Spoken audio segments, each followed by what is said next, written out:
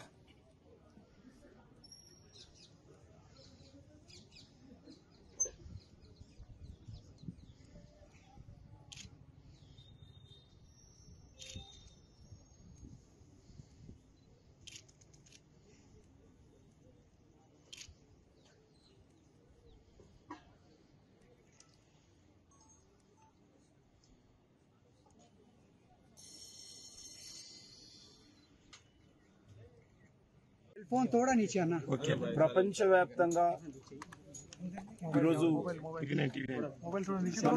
భారతదేశానికి సంబంధించినటువంటి పార్లమెంట్ ఎన్నికల ఫలితాల పట్ల ఎంతో ఆతృతతో ఆసక్తితో ఎదురు చూస్తున్నారు.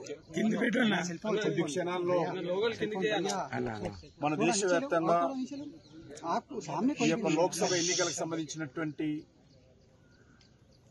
ఓటింగ్ ఏదైతే కౌంటింగ్ ఉందో కొద్దిసేపట్లో ప్రారంభం కానున్నది. నాకు పూర్తి విశ్వాసం ఉంది. ఎగ్జిట్ ఫలితాల్లో కూడా నరేంద్ర మోడీ గారు అద్భుతమైనటువంటి మెజార్టీతో మూడోసారి ప్రధానమంత్రిగా మరి బాధ్యతలు చేపట్టనున్నారు.